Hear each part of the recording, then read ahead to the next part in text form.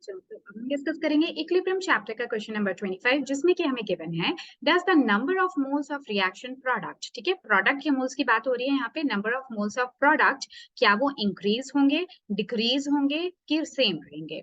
Increase होंगे, decrease होंगे कि सेम रहेंगे? आगे देखते हैं किस बारे में बात करें।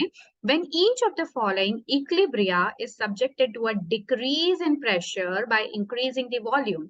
ठीक है, इसमें आपसे क्या कह रहे हैं, आप सभी जानते हो कि अगर आप वॉल्यूम इंक्रीज करते हो तो प्रेशर क्या हो जाएगा, कम हो जाएगा। तो प्रेशर को कम करने के लिए, सिस्टम के प्रेशर को कम करने के लिए क्या कर रहे हैं, वॉल्यूम को बढ़ा रहे हैं। तो ये कह रहे हैं कि अगर इवेंचुअली आपका जो भी सिस्टम है, इक्विलिब्रिया है फॉर दीज थ्री रिएक्शंस, उसमें आपका मेन जो फोकस होना चाहिए वो होना चाहिए इसके ऊपर, दैट डिक्रीज इन प्रेशर, यानी कि प्रेशर डिक्रीज हो रहा है। तो अगर प्रेशर डिक्रीज होता है तो ऐसे में जो आपका प्रोडक्ट है उसके मोल्स बढ़ेंगे, कम होंगे या फिर इक्वल रहेंगे, ये वाली बात आपको बतानी है फॉर ऑल द थ्री इक्विलिब्रियास जो कि यहाँ पे गिवन है। ठीक है, तो सिंपल क्वेश्चन होने वाला है। अब देखकर आपको ये तो समझ में आ ही क्या होगा कि यहाँ पे हम क्या अप्लाई करने वाले हैं। We will be applying Le Chatelier's principle.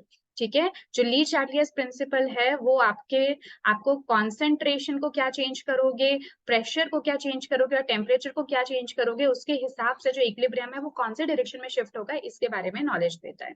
ठीक है, तो अभी फिलहाल जो हमें बात करनी है वो प्रेशर के टर्म्स में करनी है। और जो प्रेशर होता है वो किसके लिए एप्लीकेबल होता है, गैसियस स्पीशीज के लिए। ठीक है, अब क्वेश्चन फर्स्ट में हम देखते हैं तो हमें गिवन है PCl5 यानी कि फास्फोरस पेंटाक्लोराइड, जो कि डिकम्पोज हो जाता है फास्फोरस ट्राइक्लोराइड में और क्लोरीन गैस में। तो यहाँ पे सभी की सभी स्पीशीज जो है आपको गैसियस नजर आ रही है, इसका मतलब प्रेशर का फर्क इन तीनों के ऊपर पड़ेगा।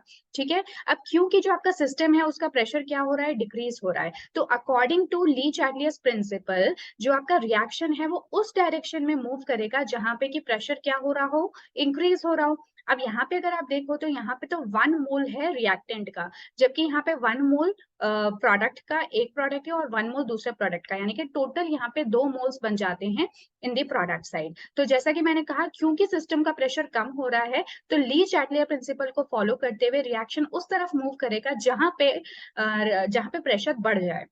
यानी कि सीधी सी बात है, जो हमारा प्रोडक्ट है, प्रोडक्ट का क्या होने वाला है, प्रोडक्ट की कॉन्सेंट्रेशन बढ़ जाएगी, जो प्रोडक्ट है उसके नंबर ऑफ मोल्स इंक्रीज हो जाएंगे। ठीक है, किसके, प्रोडक्ट के नंबर ऑफ मोल्स इंक्रीज हो जाएंगे। अब सेकंड क्वेश्चन में एक्जैक्टली इसी तरह से देखते हैं। सबसे पहले तो देखो ये सॉलिड है तो इसकी हमें बात नहीं करनी, क्योंकि हम प्रेशर के टर्म्स में बात कर रहे हैं, इसकी भी हमें बात नहीं करनी। तो हम क्या देख रहे हैं, सिर्फ रिएक्टेंट साइड में मेरे पास में गैसियस स्पीशीज है। अगेन क्योंकि प्रेशर सिस्टम का कम हो रहा है तो according to Le Chatelier principle reaction उधर मूव करेगा जहां पे कि प्रेशर बढ़ रहा हो। अब जो प्रेशर है वो तो मेरे को लेफ्ट हैंड साइड में बढ़ता हुआ दिख रहा है, तो होगा क्या कि जो आपका प्रोडक्ट है वो ज्यादा कंज्यूम होगा, उसके मोल्स जो है वो डिक्रीज हो जाएंगे, यानी कि कैल्शियम कार्बोनेट का ज्यादा यूटिलाइजेशन होगा ताकि ज्यादा से ज्यादा CO2 बन सके।